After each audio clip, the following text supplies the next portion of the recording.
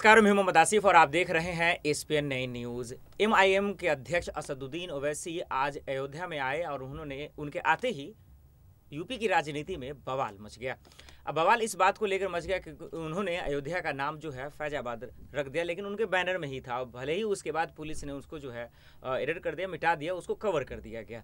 लेकिन अब सवाल ये है कि उन्होंने ऐसा किया क्यों। दूसरा सवाल ये है कि आखिर मुसलमानों का जो वोट है वो आखिर किस पार्टी की ओर जाएंगे। वो इसलिए क्योंकि मुसलमानों की ओर सब लोग ज़्यादा तवज्जो दे रहे हैं, चाहे वो सीएम योगी सरकार हो, फिर चाहे वो कांग्रेस ही क्यों ना हो या फिर सपा ही क्यों ना हो। तो इसलिए अब ये सवाल लाजमी हो गया कि आखिर क्या इन तमाम पार्टियों के बीच में मुसलमान कहीं पिस तो नहीं रहा। दूसरा ये कि आखिर ये जो नाम बदलने की जो राजनीति हो रही है, तो ये भी हम लोग जानने की कोशिश करेंगे। यूपी के चुनाव को लेकर बहुत सारे सवाल पर चर्चा करेंगे। इस तमाम सवालों के जवाब के लिए आज बेहद खास मेहमान हमारे साथ मौजूद है आकाश। बहुत बहुत स्वागत है आपका। पहला सवाल यही है कि 2017 से हम लोग देख रहे हैं ये नाम बदलने की प्रथा जो चल रही है, लोगों के मुद्दे पे किसी का नज़र नहीं है। ओवैसी ने जो ये किया है या उनके कार्यकर्ता समर्थकों ने जो किया, जो बैनर, भले ही पुलिस ने उसको कवर कर दिया, तो ये अयोध्या का नाम फैजाबाद जो रखा गया वो आधिकारिक रूप से तो हो नहीं सकता, लेकिन इसको देख किस तरह से रहे आप, इसकी मानसिकता क्या हो सकती है ओवैसी की, किस मकसद से वो ये अयोध्या है। देखिए, सबसे पहले तो आपका धन्यवाद कि आप मुझे मौका दे रहे हैं। तो जो ओवैसी जो चाल चल रहे हैं, जो ये पैंतरा चल रहे हैं, ये बहुत पुराना पैंतरा है। हमने पहले भी देखा है कि योगी जी ये बहुत देर से काम करते आ रहे हैं। आज के समय में तो उनको इस चीज़ के लिए जाना जाता है, इतना वो इस चीज़ में लीन हो चुके हैं कि भैया नाम चेंज करने हैं हमें, क्योंकि पुराने नाम अच्छे थे, अब नाम चेंज करेंगे तो कोई बहुत ही चेंज आ जाएगा। प्राज्ञराज उन्होंने चेंज किया और भी कई नाम तमाम चेंज किए नाम। अब ये नाम चेंज करने के पीछे क्या चेंज होता है असल में, वो आप भी जानते हैं, हम भी जानते हैं। जो गरीब है वो गरीब ही रहेगा, जो अमीर है वो अमीर ही रहेगा, जो महंगाई है, जो तेल के दाम है वो वही रहने वाले हैं। नाम चेंज करने से कन्फ्यूजन पैदा अलग होगी। लोग जहां पहले उसको दूसरे नाम से जानते थे, अब भैया आपको नया नाम है, उससे उस जगह को बुलाना पड़ेगा, उससे सारा कागजी काम, ऑफिशियल चीज़ें सब कुछ चेंज होगा। तो कुछ नहीं है ये सिर्फ एक पॉलिटिकल एजेंडा होता है। इन पार्टियों का बस एक तरीका होता है कि कैसे जो है सरकार, लोगों की जो है अटेंशन जो पाई जाए, कैसे उनके बीच जो है एक मुद्दा बन जाए बात करने के लिए। तो ये वही कर रहे हैं जो योगी जी पहले कर रहे थे। ओवैसी ने भी कुछ ऐसा ही किया है। तो क्या यही वजह है क्या आकाश कि आज जो अयोध्या के संत हैं, आप वाखूबी जानते हैं कि अयोध्या किस चीज को लेकर मशहूर है, तो संत ने बहुत नाराजगी भी जताई और ओवैसी के खिलाफ जो है उन्होंने बयान भी दिया और कहा कि ये ओवैसी इतने पढ़े लिखे हैं, सांसद है हैदराबाद से, उसके बावजूद वो इस तरह की हरकतें कर रहे हैं जो एक आधिकारिक रूप से जो अयोध्या को लोग पूरा देश जानता है, अयोध्या बहुत मशहूर जगह है, और जिसको उनके नाम को बदनाम करने की और खराब करने की कोशिश की। यही वजह है कि संत आज नाराज हो रहे हैं। तो उसको किस तरह से देख रहे हैं?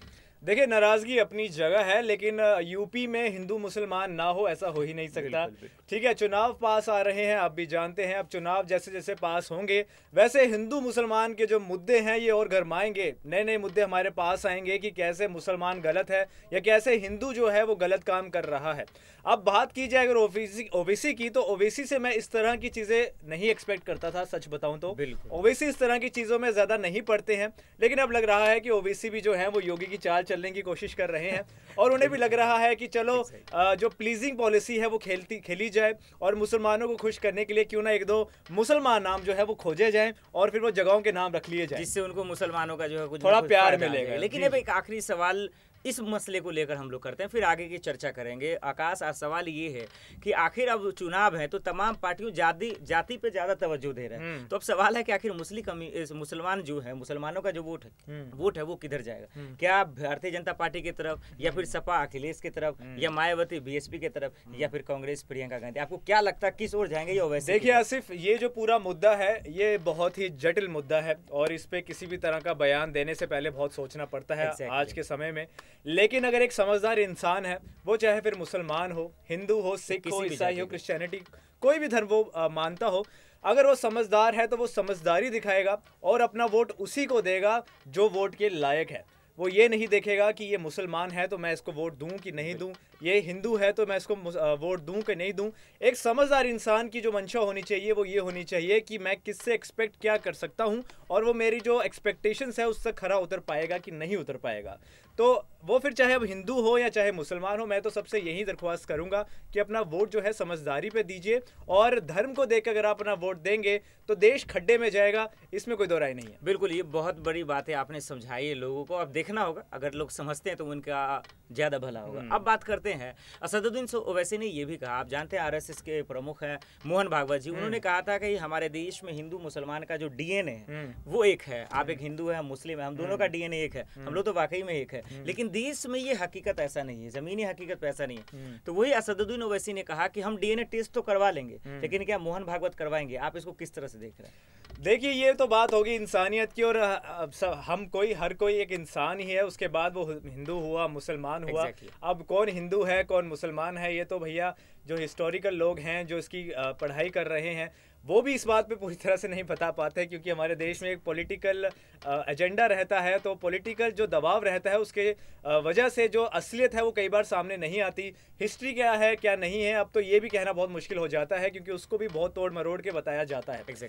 तो कौन हिंदू है कौन मुसलमान है, और ये कैसे पता करेंगे, किस तरह से पता करेंगे, मैं तो ये नहीं जानता। पर मैं इतना ज़रूर जानता हूँ कि इस तरह के मुद्दे सिर्फ इसलिए उठाए जाते हैं ताकि लोग जो हैं वो बंट जाएं, लोगों में इस तरह की धारणाएं आ जाएं कि हम इनसे अलग हैं, ये हमसे अलग हैं, हम अलग लोग हैं, ये अलग लोग हैं। और उससे क्या होगा कि जो वोट्स हैं वो डिवाइड एंड रूल करके अपने खाते में आ जाएंगे, और जो ये पार्टियां हैं इसका फ़ायदा लेंगी, जो नेता हैं ये अपनी झोली भरेंगे, और पिसेगा कौन? फिर वो चाहे हिंदू है मुसलमान, गरीब गरीब ही रहने वाला है, डजंट मैटर कि फिर वो कौन सा धर्म फॉलो कर रहा है। बिल्कुल, सब लोग गुमराह करने की कोशिश करते हैं, लोगों को परेशान करने की। लेकिन अब सवाल ये है, और एक बात और मैं कहना चाहूंगा सिर्फ कि अब ये जो गुमराह करने की जो इनकी पॉलिसी है, जो तरीका है, ये इतना ज्यादा आम हो चुका है कि मैं ये लोगों से उम्मीद रखता हूँ कि उन्हें ये चीज दिखे, उनको ये चीज समझ आए कि ये यही करेंगे, आज भी कर रहे हैं, कल भी कर रहे थे और कल भी करते रहेंगे।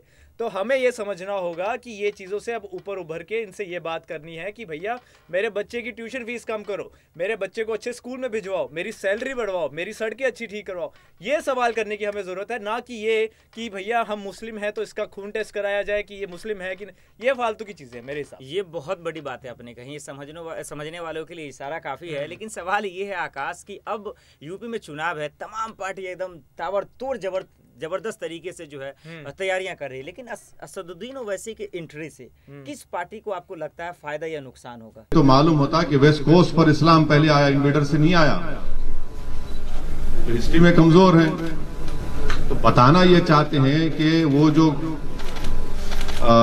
आरएसएस की जो आइडियोलॉजी है, जिसमें गोलवालकर और आपके सावरकर, ये दोनों ही बताते हैं ना कि पुत्र होली